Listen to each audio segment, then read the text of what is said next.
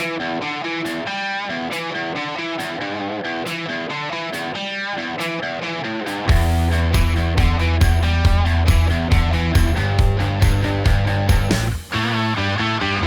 I'm here with the wonderful Beck and Carrie from the Gap Football Club.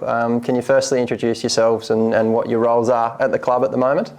Sure, so my name's Beck Anderson. I'm on the board here at the football club, and I'm also working with Carrie in the uniforms and equipment and clothing for the club as a volunteer.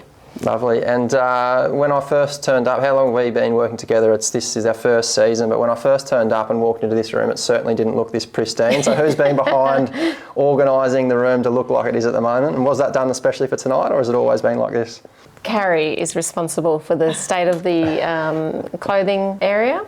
It's been a bit of a project of hers this season. Lovely. So we've been growing it in organisation and design as we go, with collecting, volunteering shelves and bits and pieces. And tell me a bit about the club, the size of the club. How many members are we at now, roughly? How many people are we organising uniforms for? We've got around 900 players that vary from 4 or 5-year-olds up to people in their 40s and 50s.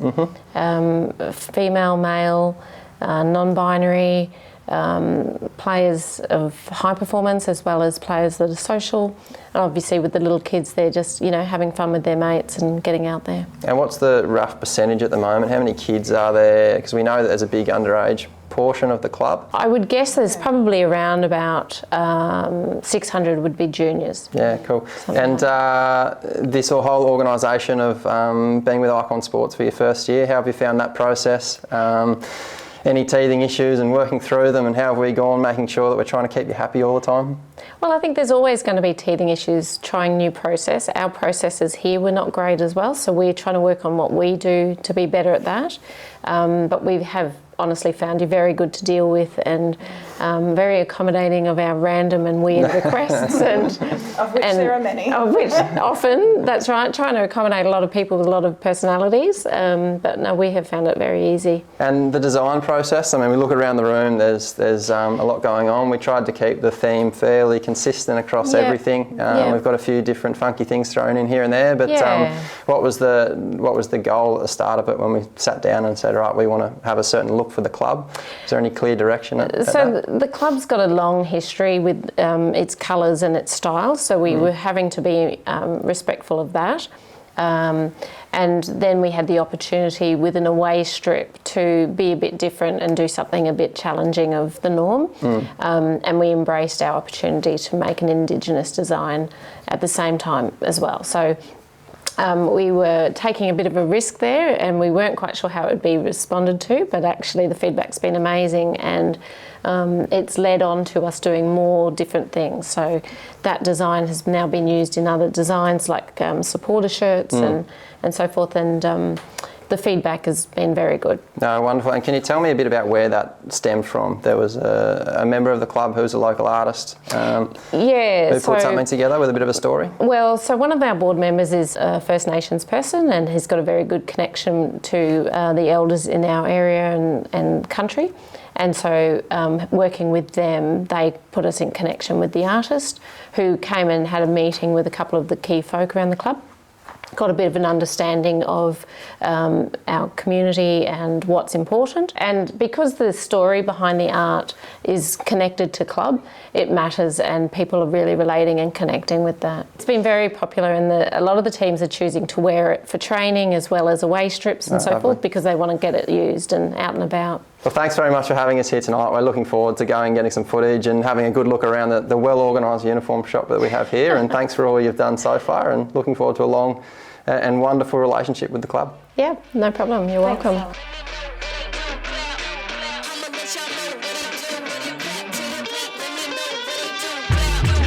Start with them two up front, you in goal, and then every 5 minutes you'll go in, one of them will go in, and we'll just keep rotating like that, yeah? But just through you three.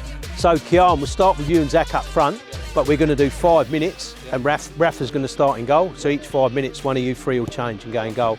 So Finn's going to be left, Maxie right, Mitchie in the 6, Sam in the 10, Jimmy, Juan and Rafa off, Benny start right back, Taka start left back. So we just do 5 minutes, keep them off for 5 minutes maximum, just so they don't get cold, yeah? Yeah. Gotta aim for the top like. Sam Bosma, midfield.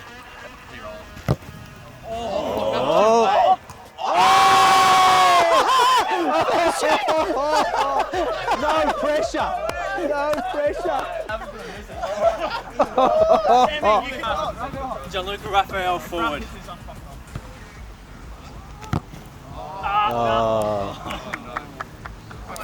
Ben Chambers, fullback.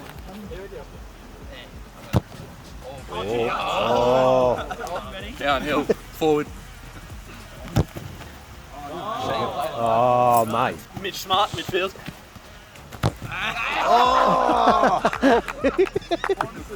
Max, midfield. Six.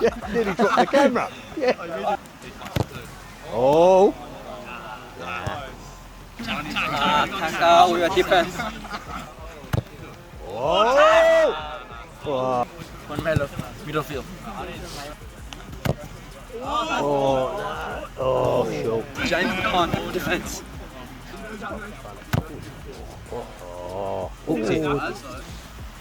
Finn Aldridge, midfield. Oh, shoot. Oh. Ryan, striker. Tom Doyle, centre back. No. Zach, forward.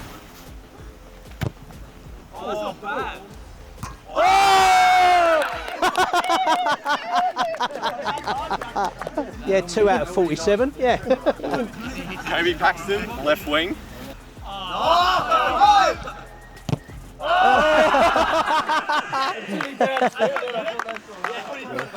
All right, I think we got one to go. Fucking hell.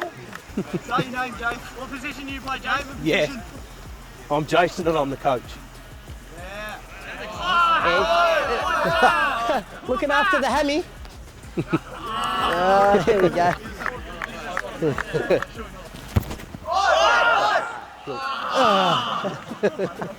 Come with me, guys. Let's go and have a chat to the coach. How are you finding the season so far? What's the situation? What are you looking at? What are you looking to get out of the rest of the season? Look, we had a piss poor start and then a bit of a change of staff, and then we've had a couple of wins off the bat now, so we're trying to keep that momentum going. And but they're going all right. They're fit. They look like, I think we'll probably finish mid-table.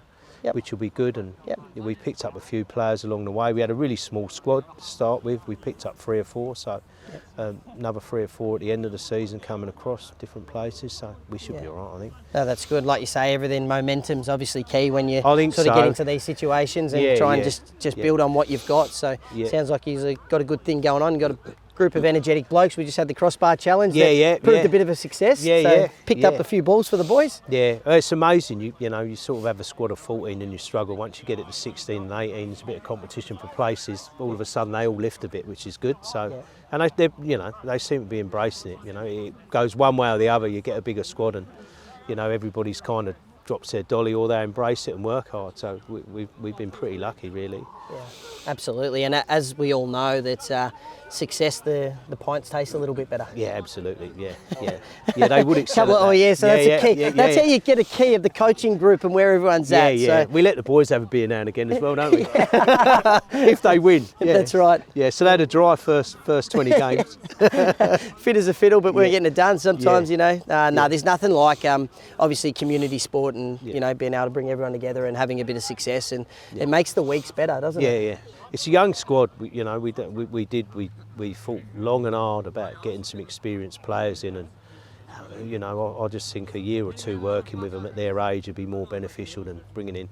I think we've got 1 player who's over 25, I think, and then 3 that are over 23, and then none of the others are over 21. So it's a really young senior squad. So no, that's great. And obviously when you do have a young core group, being able to have an environment where they all want to stay together and an enjoyment factor. How important is it with the Gap Football Club and obviously being able to get a young group together, but ultimately they've all got to enjoy their time and want to stay at the club. So a bit of a testament to the Gap Football Club being able to group them together. I think so. And keeping them, I think, at the level of football we play, just giving them something, the feedback, the data, all of that sort of stuff, game analysis, improving them in players, improving them as players, I should say. So we seem to be able to keep hold of them. Yep. And I think that's, you know, like I say, we're probably 8 or 9 weeks in for the 3 of us together. But I think we're starting to see some fruits of our labour, and I think, you know, a good pre-season next year we'll go into the season ready to go. So yeah, it's going to be an interesting end of the season. I'd expect them to kick on really. So it should be quite good, quite exciting. That'll shape up a few things. So that's great. Well, obviously from us at Icon, it's been an absolute privilege to be out here and spend a little bit of time with you. Yeah. Thanks for giving us such close access to your guys, and we wish you all the best for the rest of the season. Thank you. Good Thanks on very you. much. Thanks, Jason. Cheers.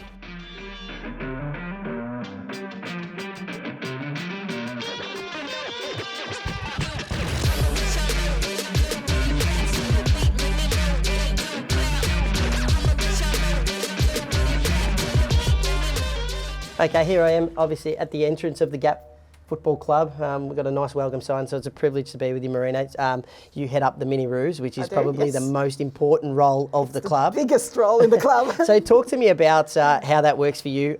You know, when people think about running, you know, community sports and juniors, you probably think 30, 40 kids. Talk to me about how many you've got involved there. Look, we've got, we're a big club for Mini Roos. We've got a really big cohort of 350 kids. So everyone from little 5-year-olds to 12-year-olds is in our Mini Roo group, and that includes our high-performing teams as well that started 8-year-old to 12, and the in-house comp, which is 6s and 7s. We also have grassroots soccer that helps us with just that entry level with the littlies. So they started too.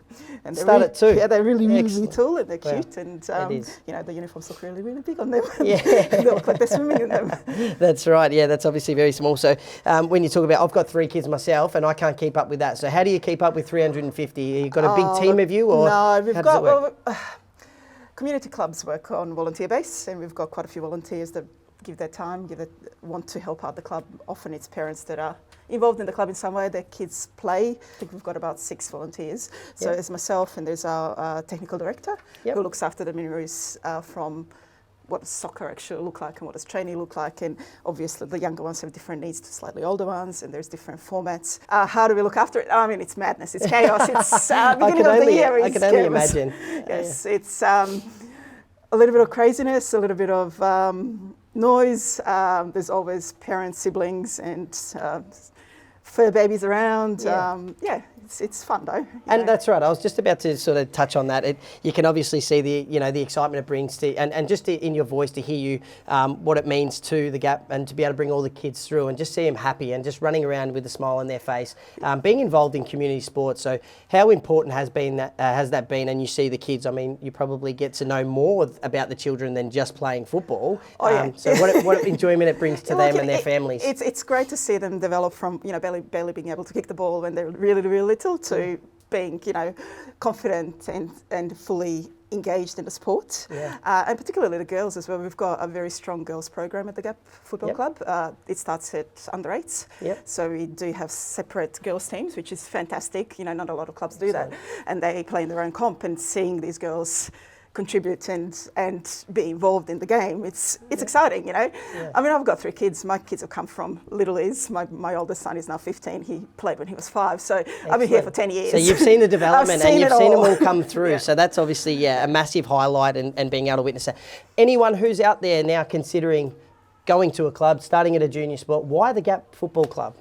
Well, you know, friendly, and it's a community club, so we like to get involved and get behind our kids. A lot of us spend all our weekends here, for example. You know, we get excited about it. We're welcoming. We like to have new families join us. We're very much about supporting the local community and the local families, and yeah, why not? Yeah, excellent. And we're better than the other, you know, well, sports. that's right. Yeah, we're always winning. Yeah, yes, that's right. So now, as being part of Icon Sports, I mean, yeah, we do the teamwear and we do the apparel, and Simon Malenko, who is the franchise owner, is heavily involved with the club, and I know that seeing everyone in the uniform, that's pretty cool, and being able to open up the packaging and get your playing jersey for the Gap Football Club must be quite special for all the kids. Yeah, no, the kids love it, and they love that they've got 2 different colours. They've got their training yellows, and they've got their purple and gold, and definitely the kids really love the new uniform and standing out in the crowd and having the, the Gap logo and the Icon logo. Yeah, excellent. Well, I appreciate your time. There is a board meeting going on, so the work never stops for you. You sound like you're an absolute testament to the Gap Football Club, and